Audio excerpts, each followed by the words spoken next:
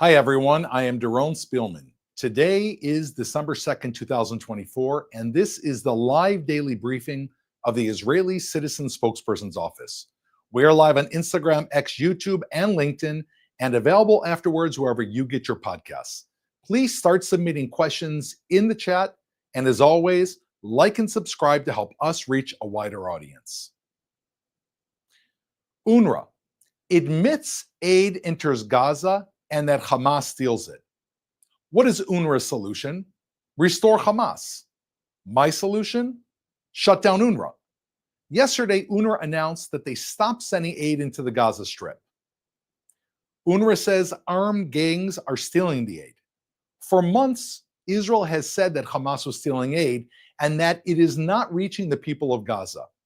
UNRWA downplayed the thefts and deceived the world by claiming that Israel wasn't letting aid in. This is not true. Just recently, 100 trucks were sent into Gaza from Israel, but only 11 made it in. Where were those other 89 trucks? They did not make it in because armed guards attacked the first 11 trucks and stole the aid. UNRWA claims the only way to stop aid theft in Gaza is to end the war, allowing Hamas to remain in power. But the truth is clear. Hamas is exploiting the situation to profit from stolen aid, holding it in warehouses while Gazans go hungry. Hamas isn't only stealing aid, they're selling it for hundreds of millions of shekels, turning a humanitarian crisis into a money-making scheme. UNRWA is demanding an end to the war, effectively ensuring Hamas's grip on power continues. Now we might ask ourselves, why would UNRWA want Hamas to rule Gaza? It's very simple. Because UNRWA is thoroughly compromised by Hamas. UNRWA has thousands of Hamas members on its payroll. UNRWA members were directly involved in October 7th, as has been proved by Israel. and even admitted by UNRWA itself. This is UNRWA's plan. Hamas steals, they blame Israel and put pressure on Israel to end the war, and then they can restore Hamas. Anyone concerned about the welfare of Gazans should demand defund UNRWA and replace it with a real aid agency. On another note, we should all be very concerned about a troubling development in the north of Israel. Some countries are claiming that Israel is violating the ceasefire. They are wrong. Israel is stopping Hezbollah from rearming. This is called ceasefire enforcement. France has reportedly accused Israel of dozens of ceasefire violations. Just yesterday, they claimed 52 violations from Israel. Yes, Israel has been acting in Lebanon. Israel bombed multiple Hezbollah rocket launchers while they were being set up in a violation of the peace treaty to shoot rockets at Israel. Israel struck Hezbollah smuggling weapons from Syria. Israel shot at and caught Hezbollah terrorists that were sneaking up to Israel's border. France said the Lebanese are fully committed to maintaining the ceasefire and to prevent Hezbollah from returning to the south, but they need time to prove themselves. Does France want to let Hezbollah rearm on Israel's border in the meantime? Israel's not ceasing fire so that Hezbollah can return and resume their activities. Israel agreed to the ceasefire while maintaining freedom of action against Hezbollah. No one enforced the ceasefire on October 6th. No one enforced UN Security Council Resolution 1701. When Hezbollah violates the ceasefire, Israel has no choice but to enforce it. Let's take some questions from our audience watching live on social media. Thank you, Doron. Our first question comes from Instagram. The IDF has just published a statement confirming that it carried out several strikes in Lebanon in the past day, including in the Bekaa Valley on the Lebanon-Syria border. Do these strikes line up with what you're saying about Israel's willingness to enforce the terms of the ceasefire? Israel, of course, has to actively be diligent in preventing any attack on our citizens. In violation of the ceasefire, Hezbollah has been arming and carrying out terror actions in all of the places you named, and Israel has the freedom of action to stop them. Now, we had hoped when we agreed to the ceasefire, we wouldn't have to act there, that the Lebanese army, the French government, the UNIFIL, all of these watchdog agencies would stop them. But apparently, they're inept. And if we see someone that is arming a rocket, ready to shoot on a home in Israel, we have said we are committed to and we will take it out. Every instance you just mentioned, that is this case, and we've been completely transparent. We're saying to the world, Hezbollah is violating the agreement. We are taking care of it. We don't want to. We want the parties to the agreement to take care of it themselves. This is a question from Jerry on YouTube, who is asking, may we see a situation where the IDF takes charge of aid deliveries in Gaza? Look, Gaza is an area that is full of humanitarian agencies that are supposed to be acting on behalf of the Gazan people.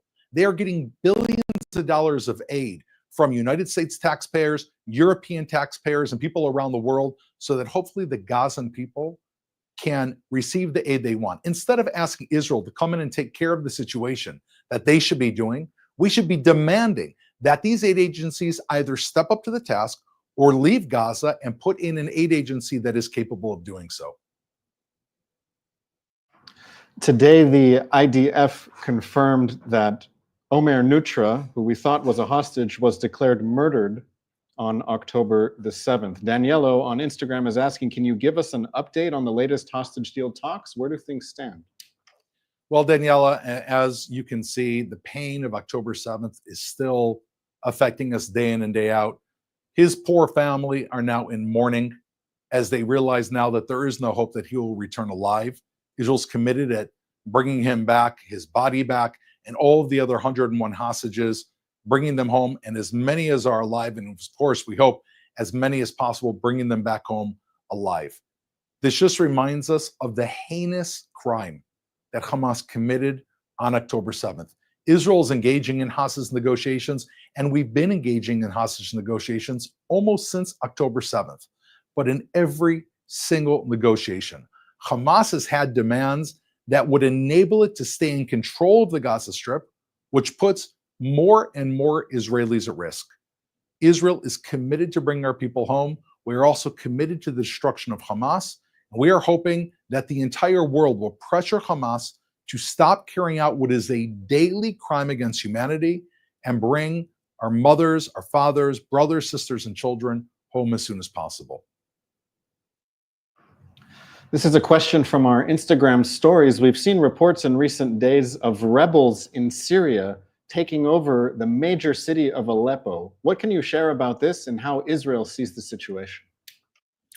The situation in Syria has always been tenuous. Syria is a vicious regime that is supported by none other than Russia and Iran. They have connections to North Korea, and they are part of the world's terror axis. These rebel fighters are originally a group of people that want to throw over that regime.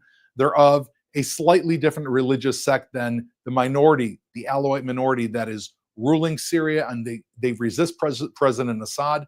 There's no question that the timing of this move is connected to Hezbollah's weakening. Israel's response to Hezbollah's attack have enormously weakened the organization, and therefore these Syrian rebels, which want to throw off the yoke of this regime, are making major moves. They moved into Aleppo, Syria's second largest city, yesterday, taking over one of the presidential palaces.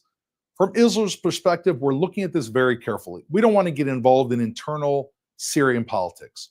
What we do want is to have peace with our neighbors. It is clear that Assad is an actor on behalf of the axis of evil, and the world should be concerned about this axis of evil and understand that Syria is just one more component. Israel just happens to be on the border, but those same people want to target the United States and Europe.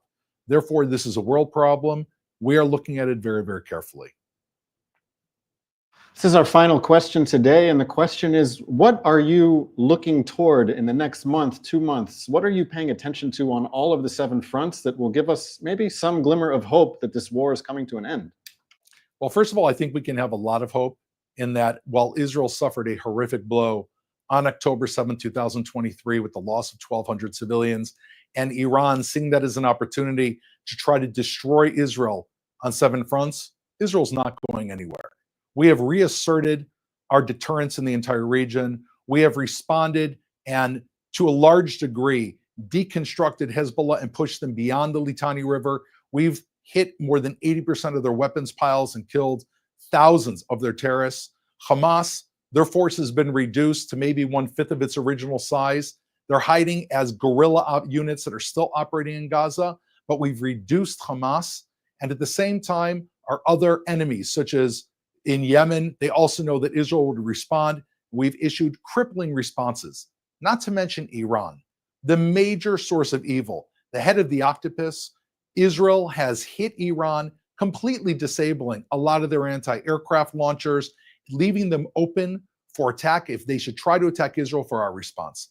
I think that we can gain an enormous amount of hope in the fact that the state of Israel is not only here, we are more unified than we were before, and we have reasserted our deterrence on our borders. We need to do more of this. We need to bring our hostages home and make sure that these evil regimes cannot put Israeli people at risk. Our residents of the South and our residents of the North can come home safely. When we light the Hanukkah menorah in just 2 weeks, we want that light not only to be for the people in their homes, but all of our hostages and all the people of Israel, Jews and Gentiles throughout the world. Thank you for watching. We'd also like to remind you, tomorrow is Giving Tuesday. To help support our mission, please visit our website or go to the Giving Tuesday link across our social media. That's all we have time for. Thank you for tuning in. We'll be back tomorrow at 3 p.m. Israel time, 8 a.m. East Coast time. Have a good and safe day.